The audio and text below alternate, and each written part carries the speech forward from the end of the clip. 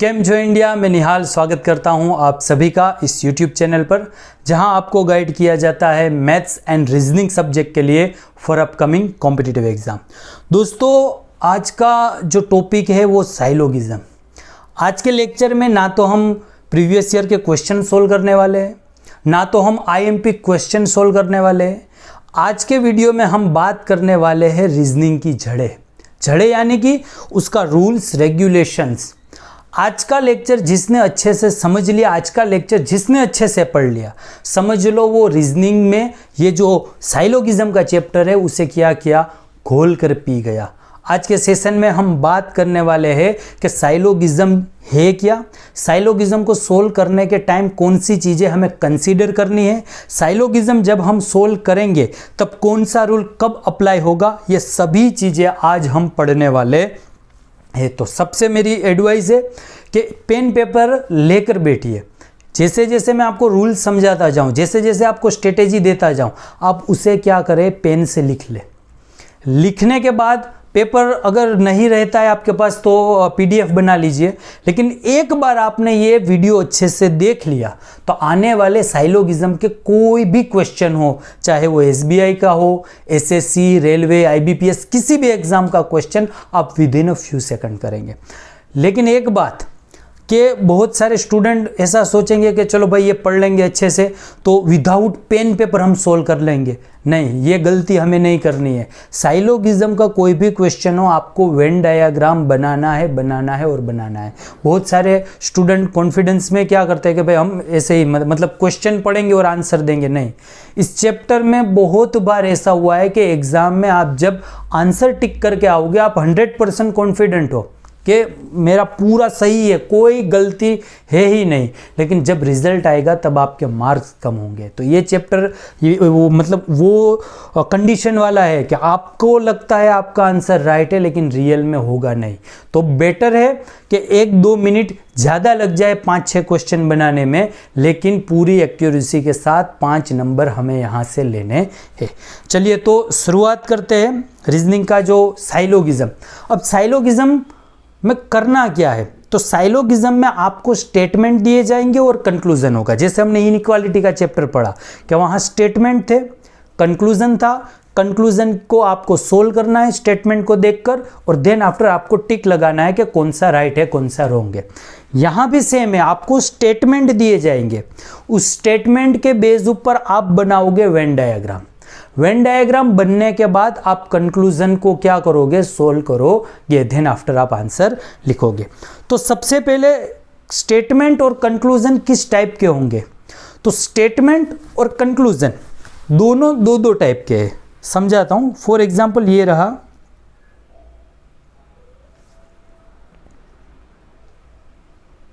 Statement. अब statement आपका या तो पॉजिटिव होगा या तो नेगेटिव होगा। स्टेटमेंट क्या होगा, या तो पॉजिटिव होगा या तो नेगेटिव होगा। अब कंक्लूजन कैसा होगा, तो आपका कंक्लूजन या तो डेफिनेट होगा या तो इनडेफिनेट होगा। Positive negative statement. अब पॉजिटिव नेगेटिव में क्या होगा, नेगेटिव स्टेटमेंट वो होगा जिसमें या तो नो होगा या सम नोट होगा। क्या होगा, या नो होगा या सम नोट, वो नेगेटिव स्टेटमेंट है। पॉजिटिव स्टेटमेंट में भी 2 चीजें होंगी, या तो आपका ऑल होगा या तो आपका सम होगा। क्लियर। तो statement positive negative, positive all या सम आए समझो पॉजिटिव स्टेटमेंट है, नो या सम नोट है यानी कि नेगेटिव स्टेटमेंट है। कंक्लूजन, चलो स्टेटमेंट तो चलो फिर भी आपको याद नहीं, आगे आप प्रैक्टिस करोगे तो आ जाएगी, लेकिन कंक्लूजन ध्यान से, या तो डेफिनेट है या तो इनडेफिनेट है। डेफिनेट यानी कि उसमें कोई शंका ही नहीं है, आपको सीधा आंसर टिक कर देना है। इनडेफिनेट में क्या होगा, इनडेफिनेट उसे कहा जाएगा कि जो स्टेटमेंट का आप वेन डायग्राम बनाओगे उसके आंसर में रहेगी पॉसिबिलिटी यानी संभावना। तो जब भी पॉसिबिलिटी आएगी, जब भी संभावनाएं आएंगी, तब समझना है आपको कि कैसा कंक्लूजन है, इनडेफिनेट कंक्लूजन है। क्लियर, समझ आया? तो स्टेटमेंट पॉजिटिव नेगेटिव होगा, कंक्लूजन डेफिनेट इंडेफिनेट होगा। अभी कंक्लूजन साइड में रखते हैं, आगे उसकी प्रैक्टिस करेंगे। स्टेटमेंट में पॉजिटिव 2 है, नेगेटिव 2 है, तो कौन कौन से हैं? तो यहाँ पर आपकी स्क्रीन ऊपर ये जो कुछ सम, ऑल, सम नोट और नो के सिनोनिम्स दिए हुए हैं। बहुत बार एग्जाम में पेपर सेटर क्या करेगा, आपको डायरेक्टली सम, ऑल, नो, सम नोट नहीं देगा, उसकी जगह पर उसके सिनोनिम्स आपको क्या है देगा। जैसे कि यहाँ पर स्क्रीन पर आप ये देखिए, ये है अपना सम। अब सम है, सम ए आर बी, यानी कि कुछ ए है वो क्या है, बी है। अगर सम की जगह पर पेपर सेटर ने ऐसा पूछ लिया कि फ्यू ए आर बी, तो उसका भी सेम मीनिंग है। फ्यू यानी थोड़ा, सम यानी भी थोड़ा, तो दोनों एक ही बात हुई। सम ए आर बी यानी कि कुछ ए बी है, तो फ्यू ए आर बी यानी कि कुछ ए बी है। तो सम की जगह पर आप few, a few, at least, almost, maximum, minimum, many, most of, mostly, many, more, generally, कभी कभी परसेंटेज भी देंगे। 0.1 to 99.99। 99.99 मतलब क्या कि भाई पूरा नहीं है, पूरा नहीं है इसका मतलब थोड़ा है। तो अभी आपको जब ये फॉर एग्जांपल ये 99.99 है, तो आपको जो डायग्राम है वो ऐसा नहीं बनाना है ना। आप क्या करोगे, आप ऐसा बनाओ, आप ऐसे बनाओगे तो भी क्या है वही आंसर रहेगा। क्लियर, समझ आया? तो ये बात हुई सम की। अब ऑल, ऑल में क्या होगा, ईच, एवरी, एनी, ओनली, 100%, सबका मतलब ऑल। कभी कभी एग्जाम में कोई भी आपको वर्ड नहीं दिया है, नो कीवर्ड, सम, ऑल, नोट या उसका सिनोनिम्स कुछ भी नहीं दिया है, एट दैट टाइम आपको क्या कंसीडर करना है, एट दैट टाइम आपको कंसीडर करना है कि जब भी नो कीवर्ड है यानी कि वो दिया होगा ऑल। सम नोट, हार्डली, स्केरली, सेल्डम, 3 याद रखिए, उसका मतलब होगा सम नोट। नो, नो का क्या होगा, no, never, all not, no one, मतलब वो तो पढ़ के ही आपको पता चल जाएगा कि नो मतलब 0%। अभी यहाँ पर अगर 0% दिया होता, 0% दिया होता तब भी क्या हम इसे कंसीडर करते, नो में कंसीडर करते। तो ये कुछ कीवर्ड है, आपको याद रखनी है, एग्जाम के पहले एक बार रेफर कर लेनी है, जिससे एग्जाम में आप इजीली क्या कर पाओ, इसे सोल्व कर पाओ। क्लियर? तो ये कीवर्ड अच्छे से लिख लीजिए, ऐसा हो तो स्क्रीनशॉट ले लीजिए, पीडीएफ बना लीजिए। अब जब भी स्टेटमेंट के बेसिस पर वेन डायग्राम बनाओगे, अब वेन डायग्राम हम कितने टाइप के बनेंगे, हमारे पास टोटल 4 टाइप के वेन डायग्राम बनेंगे। 4 ये, आगे और भी 2 टाइप है, only and only a few, तो उनके बारे में वो पॉसिबिलिटी वाले क्वेश्चन है, आज ही उसे भी हमें समझना है, लेकिन कुछ स्लाइड के बाद समझेंगे। लेकिन बेसिक साइलोगिज्म जब आप सोल्व करोगे, उसके बेसिक वेन डायग्राम कितने हैं, तो उसके बेसिक 4 वेन डायग्राम हैं, ऑल वाला, नो वाला, सम वाला और सम नोट वाला। ये 4 वेन डायग्राम क्या करने हैं, आपको सोल्व करने हैं। तो मैं 1 बाय 1 आपको समझाऊंगा कि कौन सा वेन डायग्राम कैसे बनेगा। सपोज आपके पास दिया हुआ है सम ए आर बी, सम का मतलब कुछ, यानी कि कुछ ए का पोर्शन किस में है, बी में है, सम ए आर बी। तो पहले हम बनाएंगे, ये ए रहा और ये बन गया ए। अब ए का कुछ पार्ट किस में देंगे हम, बी में, तो ये रहा आपका बी। समझ आया? ये क्या बना, सम ए आर बी, यानी कि ए का कुछ पोर्शन क्या है, बी में है। अब दूसरा देखिए, some A are not B, यानी कि ए का कुछ पोर्शन बी का पार्ट नहीं है, रिमेनिंग का पता नहीं है या नहीं, लेकिन एक बात कंफर्म है कि ए का कुछ पोर्शन, ए का कुछ पार्ट बी नहीं है। तो सबसे पहले हम बनाएंगे ए, तो ये सपोज अपना हुआ ए और ये हुआ अपना बी। अब क्या कहा है कि ए का कुछ पोर्शन, यानी कि सपोज ए का ये पोर्शन है, वो बी का क्या नहीं है, पार्ट नहीं है। समझ आया कि सम ए आर नोट बी, यानी कि ए का कुछ पोर्शन, ए का कुछ भाग, ये वाला क्या नहीं है, बी नहीं है। क्लियर? अब ऑल ए आर बी, यानी कि जितने भी ए है सारे के सारे क्या है, बी है। ऑल, ये सपोज समझिए ए है, तो ये पूरे के पूरे सारा ए क्या है, बी है। ऑल ए आर बी, सभी ए क्या है, बी है। नो ए आर बी, यानी कि कोई भी ए बी नहीं है, यानी कि दोनों वेन डायग्राम एक दूसरे से कोई भी रिलेशन नहीं रख रहे हैं। समझ आया? No A are B.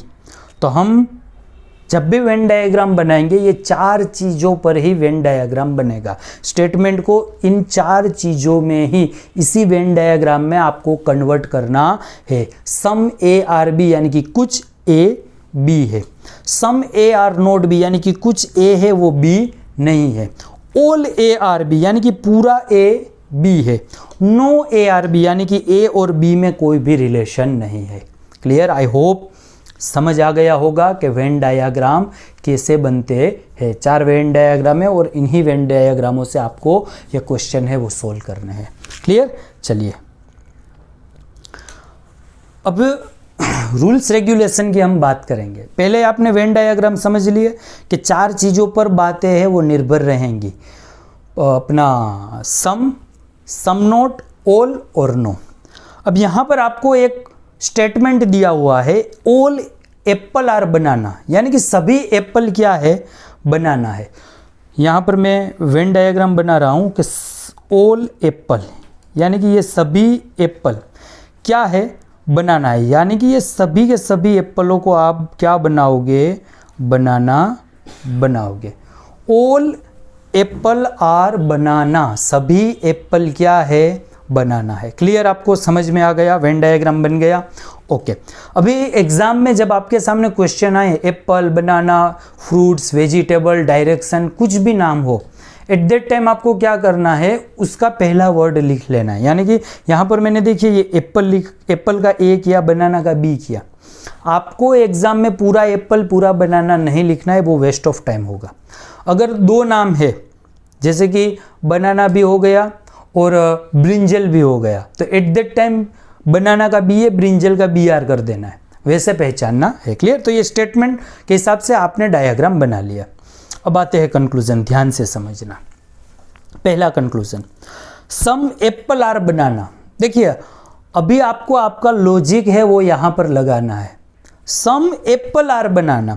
For example मैं आपसे ये कहूँ कि आपका नाम फॉर एग्जाम्पल है जयदीप। अब ध्यान से सुनना।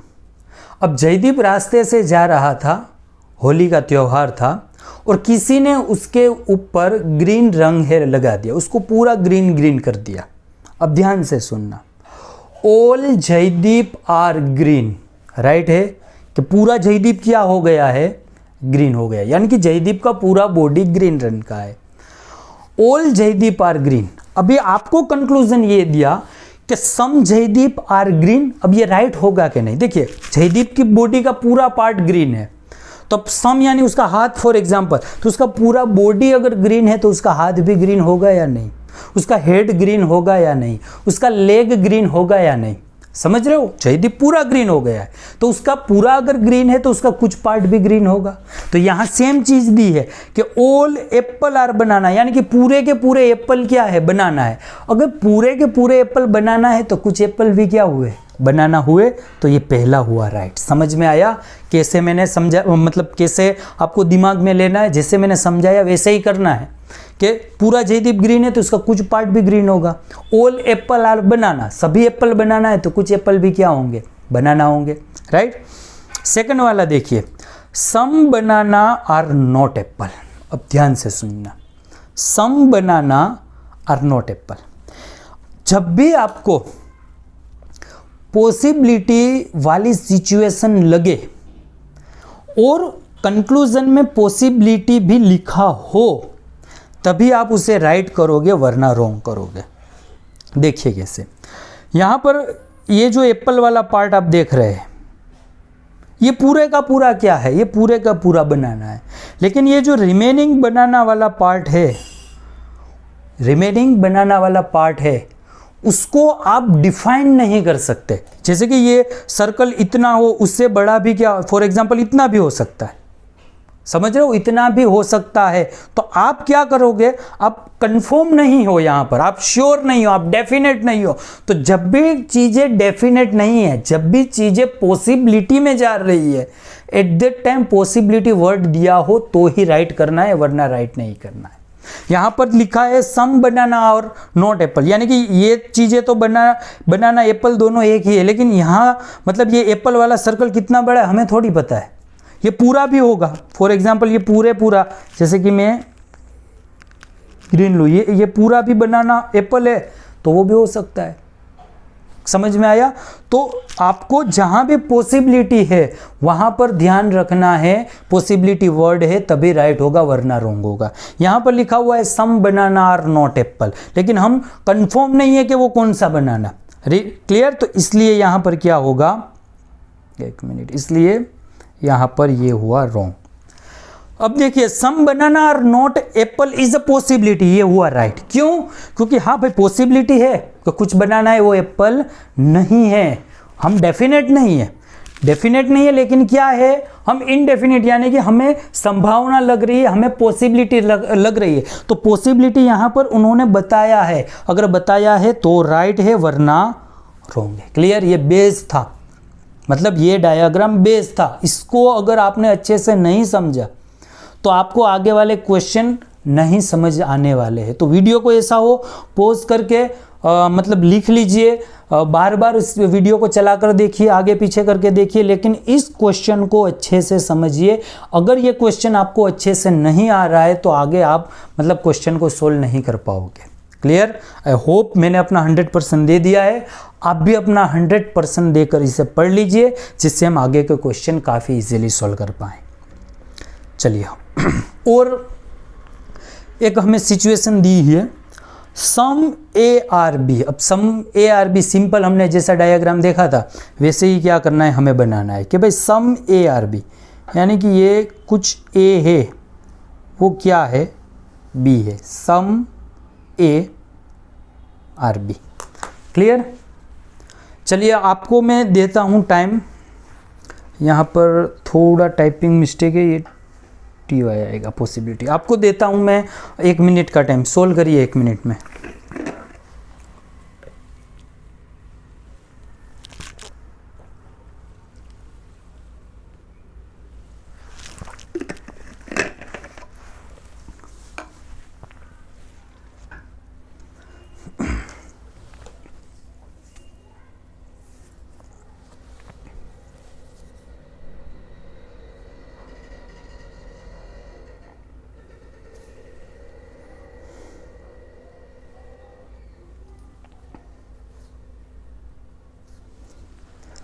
चलिए हुआ भाई,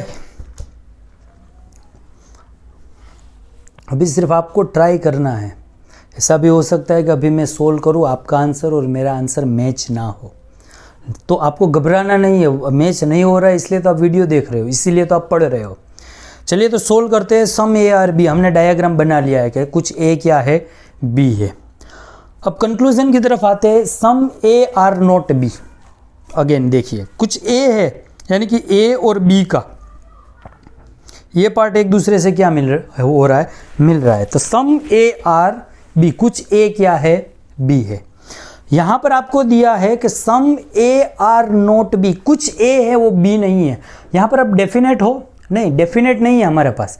जहां भी सम वाली बात आएगी वहां पर पॉसिबिलिटी वाला ही डायग्राम बनेगा। पर ऐसा क्या होता सम ए आर बी, यहां पर आपको पूछा होता सम बी आर है तो हाँ आप कंफर्म होते, क्योंकि कुछ ए बी है तो कुछ बी ए भी होंगे, तो वहां पर आप श्योर हो जाते। लेकिन सम ए आर नोट बी, अब नोट वाला बात है तो क्या है, आप कंफर्म नहीं हो। अगर आप कंफर्म नहीं हो तो आप क्या करोगे, वो फॉलो नहीं करोगे। दूसरा देखिए, some A are not B is a possibility. तो मैंने कहा था कि अगर पॉसिबिलिटी है, डेफिनेट नहीं है, पॉसिबिलिटी है और कंक्लूजन में भी पॉसिबिलिटी लिखा हुआ है, एट द टाइम आप क्या करोगे, पॉसिबिलिटी को राइट करोगे। तो हाँ, सम ए आर नॉट बी उसकी पॉसिबिलिटी है, लेकिन सम ए आर नॉट बी आप डेफिनेट नहीं कह सकते। क्लियर? चलिए देखिए, सम बी आर ए, कुछ ए बी है तो कुछ बी भी क्या होंगे, ए होंगे। सम ए आर बी तो सम बी आर बी ए होंगे। क्लियर, समझ आया। अब उसके बाद वाला, आई थिंक यहाँ पर लोगों की गलती हुई होगी। Some B are A is a possibility. अब देखिए, जब भी कोई भी आपके सामने डेफिनेट स्टेटमेंट है, यानी कि वेन डायग्राम में अगर डेफिनेट चीज दी हुई है और आपको कंक्लूजन में उसी चीज को पॉसिबिलिटी बताया है, तो वो फॉलो नहीं होगा। एग्जाम्पल से आप समझिए। अब आपसे ये बताया है कि you are a banker, for example आपका नाम है वो जयदीप है, और आपको ऐसा कहा गया कि यू आर अ बैंकर, यानी कि ऑल जयदीप इज बैंकर, यानी कि जयदीप पूरा क्या है, बैंकर है। ये कंफर्म हो गया, जयदीप की एग्जाम निकल गया, जयदीप जॉब कर रहा है। अब किसी ने ऐसा कहा कि जयदीप है वो बैंकर है, ऐसी संभावना है। अरे संभावना नहीं है, वाई? क्योंकि अब कंफर्म बता ही दिया है कि पूरा जयदीप क्या है, बैंकर है। यहां हमें बता ही दिया है कि सम ए बी है, यानी कि कुछ ए बी है, कुछ बी ए है। अब ये कंफर्म है, डेफिनेट है, तो फिर वहां पर पॉसिबिलिटी अगर दिया है तो रॉन्ग होगा। समझ में आया कि कुछ चीज डेफिनेट है तो वो फिर डेफिनेट है, वहां पर आप पॉसिबिलिटी नहीं कर सकते। जैसे कि ऐसा कहा कि भाई सूरज है वो पूर्व से निकलेगा, तो अब ये डेफिनेट कंक्लूजन है। अब ऐसा बोलोगे कि सूरज पूर्व से निकलेगा, ऐसी संभावना है? नहीं, संभावना है ही नहीं, कंफर्म है। अगर कंफर्म है तो वहां पॉसिबिलिटी लिखना नहीं है। क्लियर? तो some B are not A, possibility में क्या होगा, रॉन्ग होगा। तो some B are A is a possibility, नहीं, पॉसिबिलिटी नहीं, वो डेफिनेट है। Some B are not A, again वही बात हुई कि some B are not A, आप मतलब यहां पर कॉन्फिडेंट, डेफिनेट नहीं है, पॉसिबिलिटी है, तो पॉसिबिलिटी आप डेफिनेट के रूप में नहीं लिखोगे, वहां पॉसिबिलिटी लिखा हुआ होना चाहिए। अब some B are not A is a possibility, हाँ पॉसिबिलिटी है, वही मैंने कहा कि some B are not A, अब डेफिनेट नहीं हो इसलिए wrong. Some B are not A is a possibility, हाँ पॉसिबिलिटी है, इसलिए इसे क्या किया हमने, राइट किया। All A are B, confirm नहीं कह सकते, डेफिनेट नहीं है। ऑल बी आर ए, वो भी सेम चीज हुई कि कुछ है, ऑल के हमें पता नहीं है, इसलिए हम कह नहीं सकते। All B are A is a possibility, हाँ पॉसिबिलिटी है, क्योंकि वहां पर डेफिनेट नहीं है। नो ए आर बी, अब सम है, कुछ है ही, हमें पता है कि कुछ ए है वो बी है, तो फिर नो वाला बात ही नहीं है। No A are B is a possibility, क्या होगा, नो, पॉसिबिलिटी नहीं है। क्यों नो ए आर? क्योंकि स्टेटमेंट ने डेफिनेट कह ही दिया है कि सम ए आर बी, कुछ ए बी है, तो पूरे जो ए है वो बी न होने की संभावना है ही नहीं। क्लियर? तो ये रहा पॉसिबिलिटी। ये मतलब काफ़ी अच्छा कंक्लूजन था। इतने कंक्लूजन अगर जिसके राइट हो गए, समझ लिए जी कि रीजनिंग का उसका लॉजिक पक्का हो गया। आगे जो भी क्वेश्चन है वहां पर सिर्फ उससे मेथड ही देखना है, उसका जो बेस है वो उसका क्या है, क्लियर हो चुका है। क्लियर? चलिए, और ये स्टेटमेंट कंक्लूजन के हिसाब से और हम थोड़ी स्ट्रेटेजी रूल्स को हम पढ़ेंगे। यहां पर दिया हुआ है सम ए आर बी, यानी कि कुछ ए है, एक मिनट, कुछ ए है वो क्या है, बी है, सम ए आर बी। और दूसरा दिया है नो बी आर सी, यानी कि कोई भी बी क्या नहीं है, सी नहीं है। All A are B, sorry some A are B, यानी कि ए और बी के बीच में ये सम वाला रिलेशन है। और नो बी आर सी, और बी और सी के बीच में कोई भी रिलेशन है ही नहीं, यानी कि बी और सी एक दूसरे से कभी भी क्रॉस नहीं करेंगे। अब कंक्लूजन पर आते हैं। Some A are not B, क्या करोगे आप? चलिए आपको पहले देता हूं 1 मिनट, 1 मिनट का टाइम आपको दिया है, ये सभी सोल्व करिए, देन आफ्टर मैं सोल्व करूंगा, देखते हैं कि किसके कितने मैच या राइट होते हैं।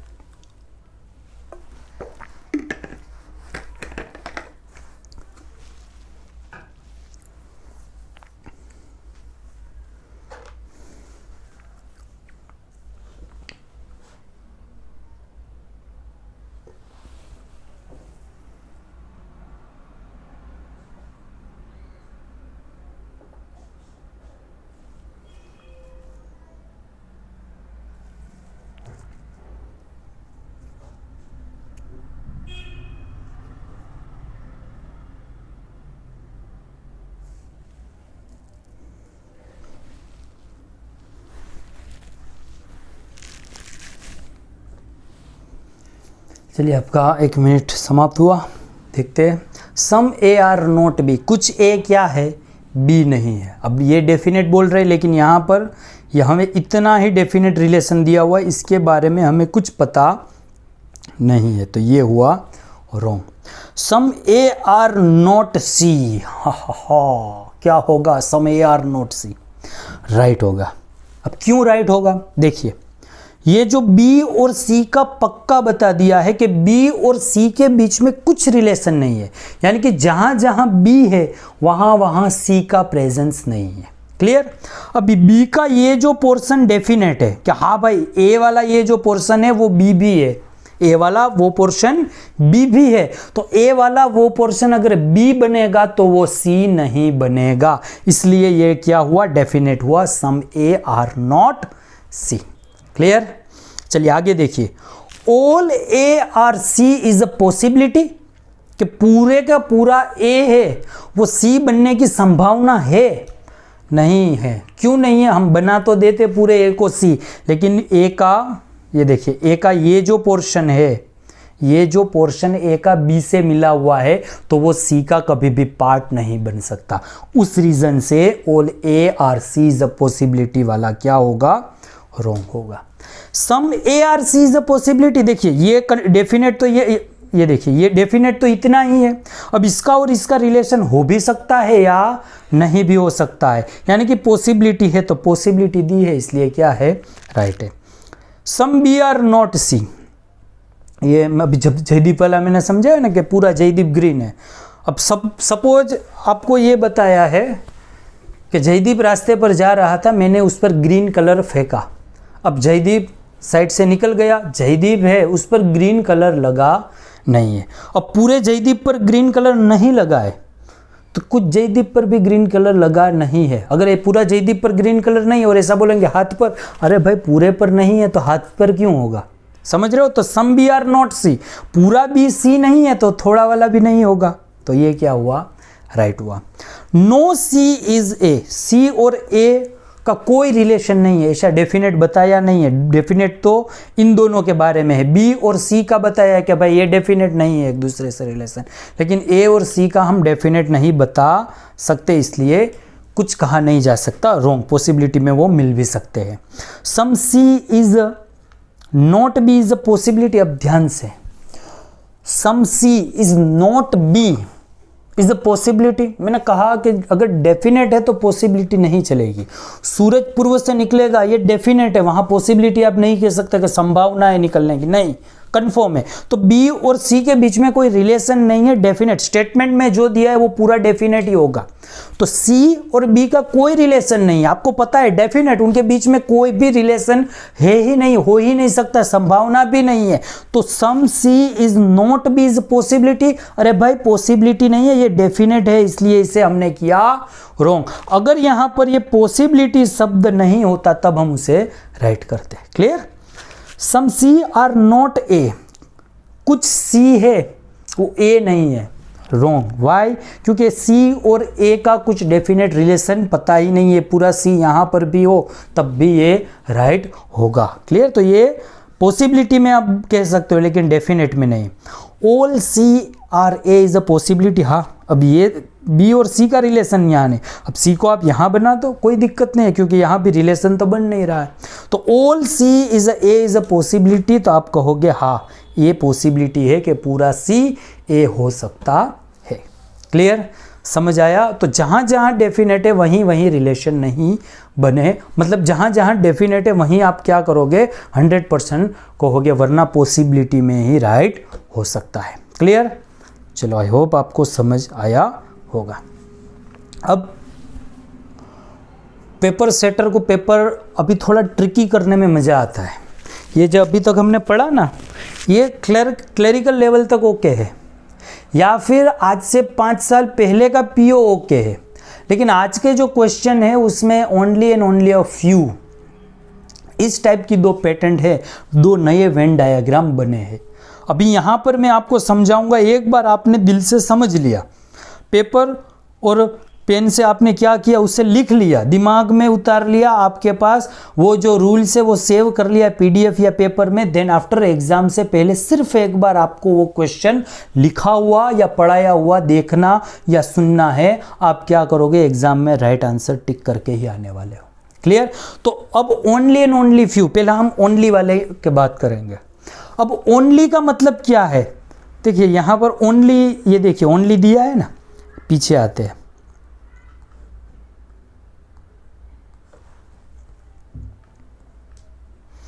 अब यहां पर आपको क्या दिया है, ओनली। ये देखिए ओनली का मतलब आपको पता है क्या है, दिखाई दिया? ओनली का मतलब क्या हुआ, ऑल। ओनली का मतलब क्या हुआ, ऑल। लेकिन ये सिंपल नहीं रहेगा, आपके सामने वेन डायग्राम बनाऊंगा, एट दैट टाइम आपको अच्छे से पता चलेगा। पहले तो आप इतना दिमाग में रखना है आपको कि ओनली का मतलब क्या होगा, ओनली का मतलब होगा ऑल।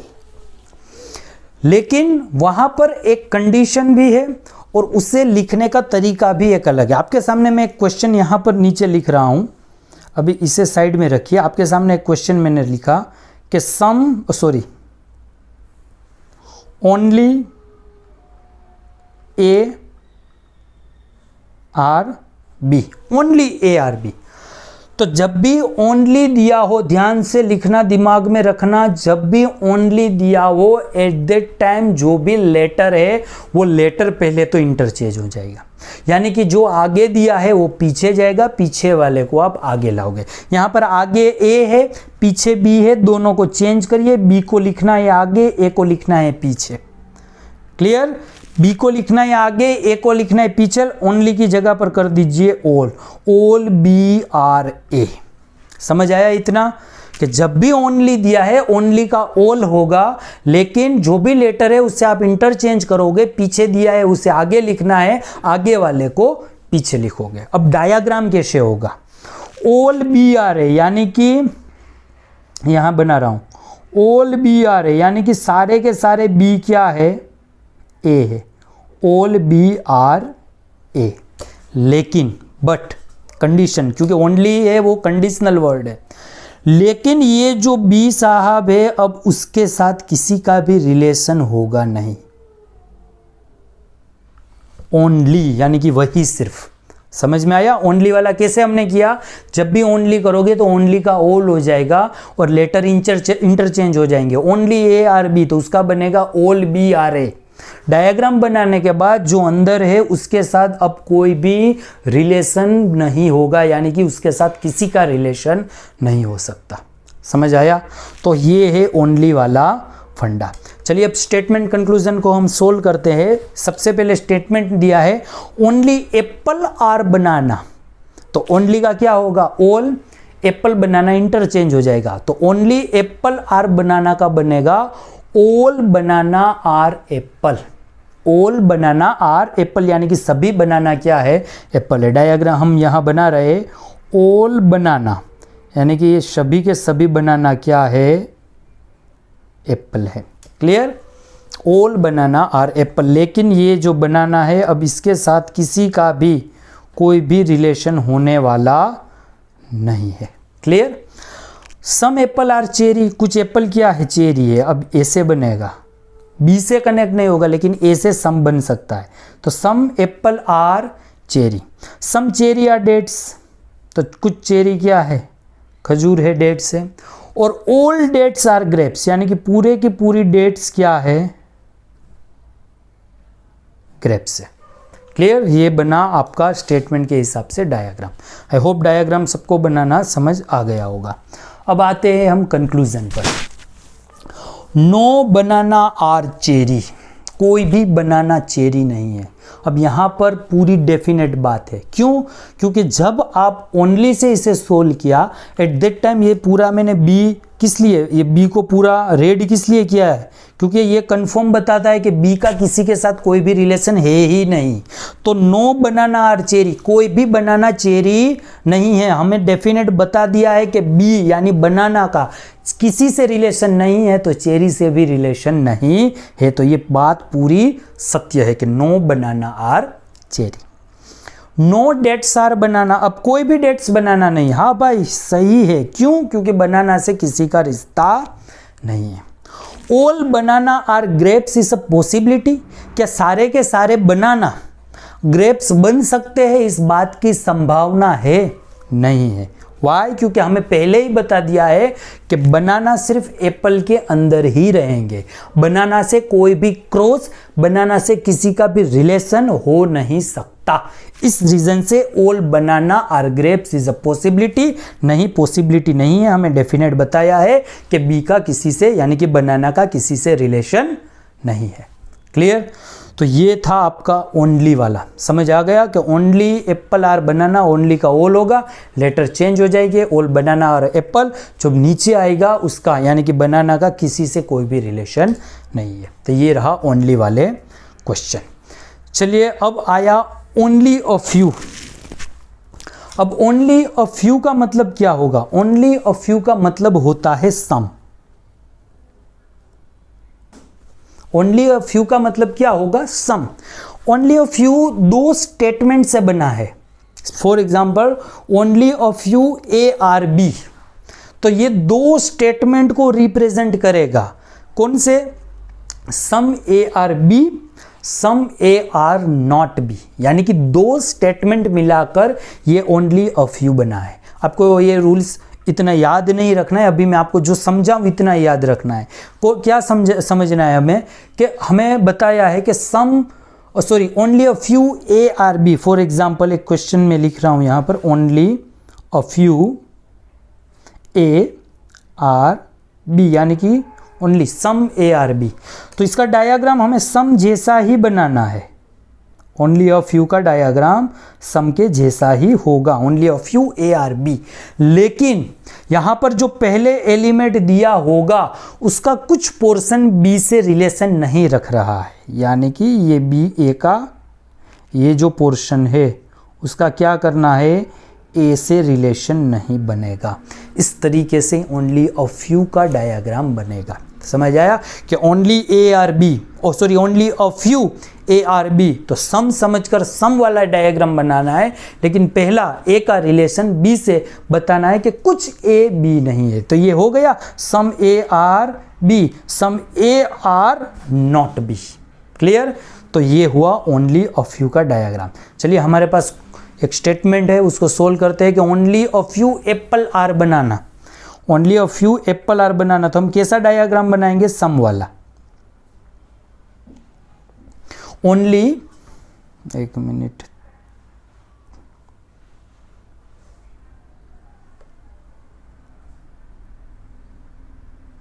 चलिए, तो only a few apple are banana, तो क्या सम वाला बनेगा, लेकिन पहले वाले का कुछ रिलेशन इसमें नहीं होगा। यानी कि ये देखिए only a few apple are banana, तो कुछ एप्पल है वो क्या नहीं होंगे? बनाना नहीं होंगे। कंक्लूजन पर आते हैं।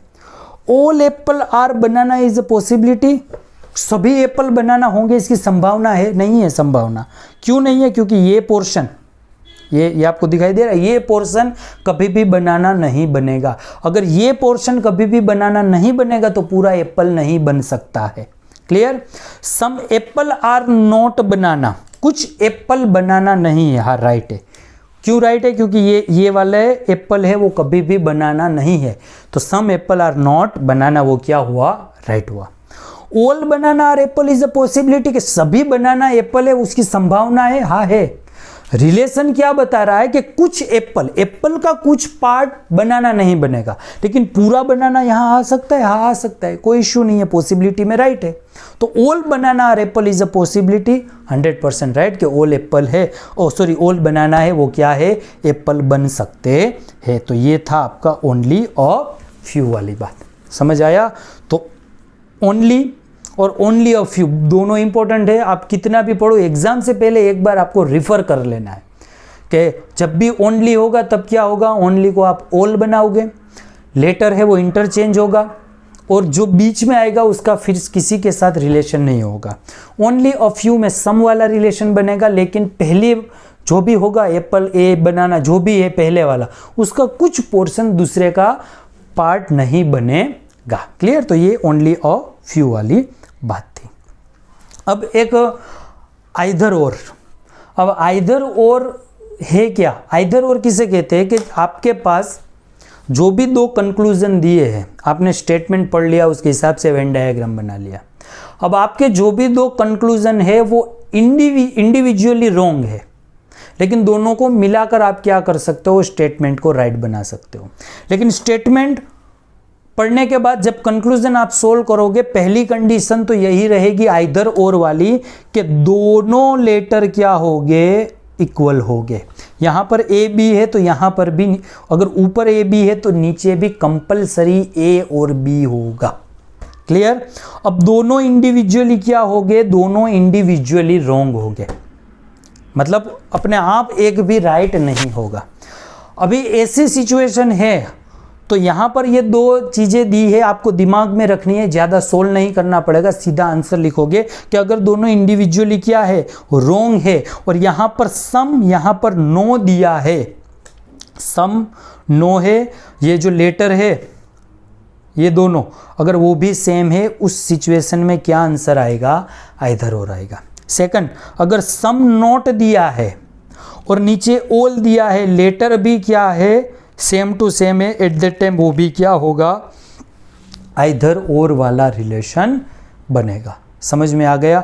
तो ये दोनों थोड़ा दिमाग में रखिएगा, जब प्रैक्टिस करेंगे तब इसका भी हम क्या करेंगे? साथ में सोल्व करने का प्रयास करेंगे, या क्वेश्चन जब भी आएंगे आप ये लॉजिक याद रखना, अपने आप क्या करोगे? आंसर लिखोगे। जबकि मैं ये लॉजिक ओके है, लेकिन मैं हमेशा फॉलो करता हूँ रूल्स को, कि अगर लॉजिक आपको याद नहीं है तब भी आप रूल्स से क्या कर सकते हो? राइट आंसर ले सकते हो।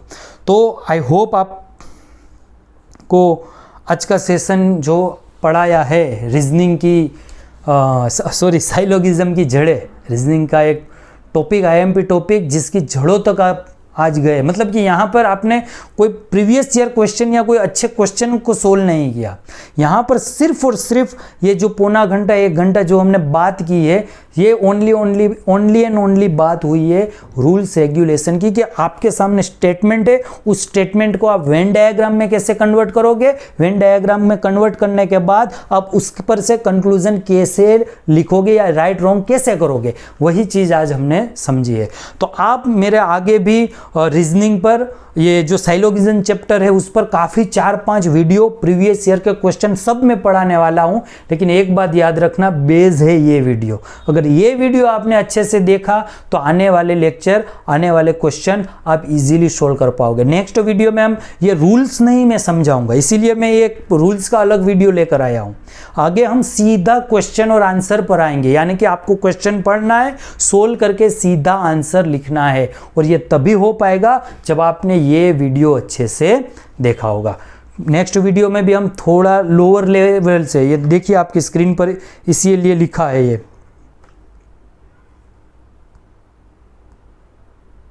ये देखिए फॉर बिगिनर, यानी कि स्टार्ट से स्टार्ट करेंगे, देन हाई लेवल क्वेश्चन पर भी हम आएंगे। क्लियर? तो आई होप आज आपको जो भी पढ़ाया है आपके लिए हेल्पफुल हुआ होगा। आपसे रिक्वेस्ट है कि अगर वीडियो को पहली बार देख रहे हैं तो चैनल को सब्सक्राइब कर दीजिए, वीडियो को लाइक कर दीजिए, और सभी स्टूडेंट से रिक्वेस्ट है, विनंती है कि वीडियो को ज़्यादा से ज़्यादा शेयर करें, जिससे हमें भी आगे अच्छे वीडियो बनाने का मोटिवेशन मिलता रहे। चलिए वीडियो को यहीं समाप्त करते हैं, नेक्स्ट वीडियो में फिर मिलेंगे, तब तक पढ़ते रहिए, रीड करते रहिए। जय हिंद, जय भारत, थैंक यू।